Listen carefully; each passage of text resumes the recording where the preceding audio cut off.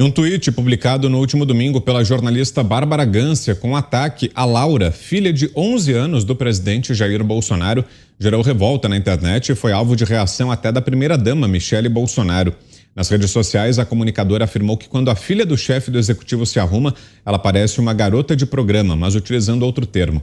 A postagem, que continuava no ar até a tarde desta terça-feira, causou a ira de diversas pessoas que questionaram o tom adotado pela jornalista usando uma criança para atacar o presidente. As ofensas chegaram a Michele, que prometeu adotar medidas contra a declaração feita por Bárbara. Essa não é a primeira vez que ela se envolve em polêmicas relacionadas a declarações controversas envolvendo Bolsonaro e seus apoiadores. Em agosto, a jornalista foi condenada a pagar R$10 mil ao assessor internacional do presidente, Felipe Martins, por chamá-lo de supremacista. Em julho de 2021, Bárbara Gância foi criticada após dizer que iria rezar pela morte de Jair Bolsonaro e do filósofo Olavo de Carvalho, que faleceu em janeiro desse ano. Na época, ambos passavam por problemas de saúde. Diga, Mota. Como é que se chama mesmo esse comportamento? Lembrei, discurso de ódio. É a demonização do pensamento diferente.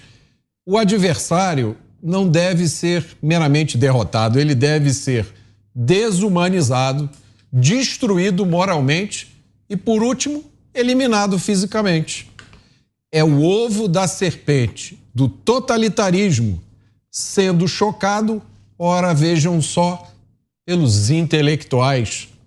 Mas quando a serpente nasce, esses intelectuais são sempre os primeiros a serem devorados. Diga, Zé. É um absurdo. Evidentemente, ela está querendo revivar esse caso que foi proibido pela justiça de ser divulgado, que é aquela entrevista do presidente retirada de contexto, que hoje a primeira-dama e a ex-ministra Michele Bolsonaro e a ex-ministra Damares, a senadora eleita, foram lá ver quando o presidente, na verdade, quis denunciar a possibilidade de venezuelanos sendo prostituídos no Brasil. Então, é uma tentativa de chamar mais a atenção para esse assunto que foi muito explorado pelos contrários ao presidente Jair Bolsonaro. Só o seguinte, uma linguagem assim, falando de uma garota de 12 anos, isso é um crime em qualquer situação. Não é porque é filho do presidente, é porque é uma garota de 12 anos. Não se pode fazer política e descer a tão baixo, né, a chegar a esse ponto de atingir uma garota de 12 anos. Isso aí é o exagero do exagero do exagero. Isso aí já é um crime comum e entendo que o Ministério Público deveria tomar uma atitude antes mesmo da família. Porque uma garota de 12 anos, o ECA protege de tal maneira que ultrapassa até o poder pátrio, né? O Ministério Público, ele tem ação livre até contra a vontade dos pais em casos assim. Schelp. Uma baixaria tremenda o tweet sobre a filha do presidente Jair Bolsonaro, não dá para... É ultrajante, né? Mencionar a filha do presidente, poderia ser qualquer pessoa, qualquer criança. Ser mencionada dessa forma é realmente uma baixaria, né? A gente vê a que nível chegou o ódio político, o ódio enfim, alguém com quem a pessoa não concorda ou, enfim, considera que fez isso ou aquilo para o país, mas nada justifica atacar a filha dele. Eu discordo, né, passando a questão do que aparentemente motivou, né, esse tweet ultrajante. Eu discordo que a frase do presidente no podcast estivesse fora de contexto. Ela pode ter sido colocada fora de contexto por algumas postagens, inclusive um exagero ali em considerar que havia pedofilia naquela frase, mas não está fora do contexto. O presidente, de fato, descreveu aquele encontro que ele teve com as venezuelanas como se ele tivesse entendido que as venezuelanas estavam sendo exploradas sexualmente. E ele não falou isso só naquela ocasião em que ele usou a expressão ganhar a vida, né, porque elas estavam arrumadas. Ele também deu outra entrevista em um outro podcast em que ele usou a expressão prostituição, né, sendo que na ocasião, ele mesmo havia feito uma live e não havia mencionado nada a respeito disso, e não há nada que indique que ele, diante de uma suspeita de que houvesse exploração sexual infantil, tivesse feito qualquer denúncia às autoridades policiais que deveriam investigar algo do tipo, né? Então, tudo indica que ele exagerou no relato que ele fez sobre aquele episódio, por algum motivo, para espalhar o pânico sobre uma suposta degradação moral. Por quê? Porque há uma necessidade, e esse era o contexto do relato dele, uma necessidade da parte da campanha dele de aplicar, né, ligar tudo que tem a ver com a Venezuela, com o regime venezuelano e tal, ao PT, o que é possível de fazer por vários outros argumentos, né? Mas mentir a respeito de uma suposta exploração sexual infantil envolvendo refugiadas venezuelanas, obviamente é extrapolar bastante o limite do razoável.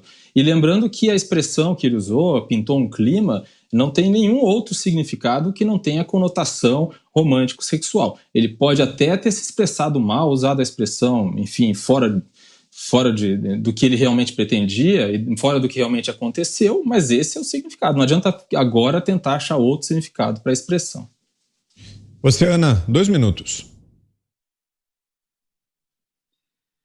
Bom, a questão agora, diante desse tweet dessa jornalista, entre aspas, né, porque isso não é comportamento de jornalista, onde estão as feministas? Onde está a nova consultora de moda do PT, dona Simone Tebet, que diz proteger as mulheres do Brasil? Ou são só as mulheres aliadas ao PT? São só as mulheres aliadas ao Renan Calheiros, ao Omar Aziz, aqueles homens que brutalmente desrespeitaram mulheres na CPI da Covid, naquela CPI do circo. Doutora Nise Yamaguchi, doutora Mayra. Dona Simone, isso nós vamos falar para sempre, vai ser o meu disco arranhado para sempre, até a senhora sair do nosso caminho, da nossa vida política. A senhora não protege mulheres, a senhora protege um lado, o lado esquerdo, o lado que trouxe uma das administrações, se não a administração mais corrupta da nossa história, durante muitos anos, aí mostrada em incontáveis páginas de inquéritos, de processos, né, condenações em 3 instâncias, inclusive condenações aí referendadas por desembargadores que foram indicados pelo PT, né, como o senhor Gebran Neto, que colocou ali no processo a provas sobradas. Então, senhora Simone Tebet, onde está a senhora para defender as mulheres? Estamos falando, não estamos falando de mulheres adultas, porque as mulheres adultas de direita a senhora já mostrou que não vai defender. Já vimos isso na CPI da Covid. Estamos falando de uma criança de 11 anos, que foi chamada num tweet por uma jornalista de prostituta. Onde está a senhora Simone Tebet? Por isso é que nós temos que começar a colocar os pingos nos is sobre o que é projeto de poder e sobre o que é projeto de Brasil. Porque quem tem projeto de poder discute pessoas, ataca pessoas, inclusive crianças de 11 anos. Porque eles não têm como derrubar os feitos e as ações desse atual governo nos últimos 4 anos. Quem tem projeto de Brasil discute as ações e mostra o que já foi feito. Mesmo assim, dona Simone Tebet, fica o convite aqui, os pingos, né? Nossas câmeras, microfones estão abertos para a senhora vir defender as mulheres e, nesse caso, uma criança, uma menina de 11 anos. Você, Fiuza, 2 minutos. Olha, nós estamos de fato vivendo numa grande coluna social. Estamos vivendo numa grande boutique de costumes. A realidade, vou falar da realidade. Uma ditadura brutal e sanguinária massacra o seu povo e esse povo tem que emigrar, esse povo tem que fugir. E qual é o maior, o destino principal? Qual é o país que acolhe, que tem um programa de inclusão, de socialização, de reabilitação dessas pessoas, desses venezuelanos massacrados pelo regime vizinho? Vocês ouviram falar desse aspecto? da conversa, ele não aparece. Ele não aparece. O fato do Brasil ser o país que está acolhendo, que tem um programa de humanização dificílimo, porque é um êxodo expressivo. Essas pessoas não podem virar subcidadãos no Brasil, elas têm que ser acolhidas. Existe um programa de distribuição de destinos possíveis, onde elas possam tentar se capacitar, tentar se inserir no mercado de trabalho, ter acesso a serviço de saúde. Isso é uma política pública importantíssima, só que a gente vive numa coluna social. E essa coluna social, ela também não fala da origem desse êxodo. Eu não consigo ver nada mais relevante do que isso. A origem desse êxodo é um regime totalitário, brutal, que é apoiado e lambido por um candidato aqui no Brasil, para o qual esta coluna social faz vista grossa, não faz o nexo causal. Agora, Vitor, eu queria te fazer só 2 perguntas rapidinho, se você não tiver a resposta, não tem problema nenhum. O assunto anterior do Adélio Bispo, nós podemos falar aqui, não? Podemos, por enquanto nenhuma restrição. Tá. E a segunda pergunta existe um documentário sobre o atentado ao presidente Bolsonaro, perpetrado pelo Adélio Bispo, que foi censurado e suspenso por alguém, que eu não sei quem é? Sim, da Brasil Paralelo. Né? Então é isso. Então nós estamos, só para assinalar, nós estamos nessa grande coluna social em que os problemas reais, por algum motivo misterioso, desaparecem e a busca pela verdade de certas situações que dizem respeito à democracia, dizem respeito à integridade física de qualquer um, quanto mais um político, porque aí é o atentado contra o sistema representativo. E nós sabemos que este Adélio foi filiado ao PSOL durante 7 anos.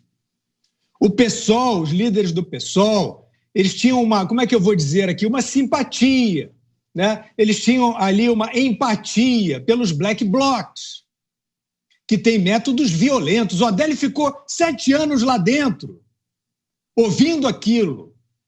Estes líderes também do partido que acolheu o Adélio por 7 anos, eles estão entre aqueles que nós já citamos aqui, que transitam sem problema nenhum em áreas dominadas pelo crime, sem tiroteios casuais, para os assustar.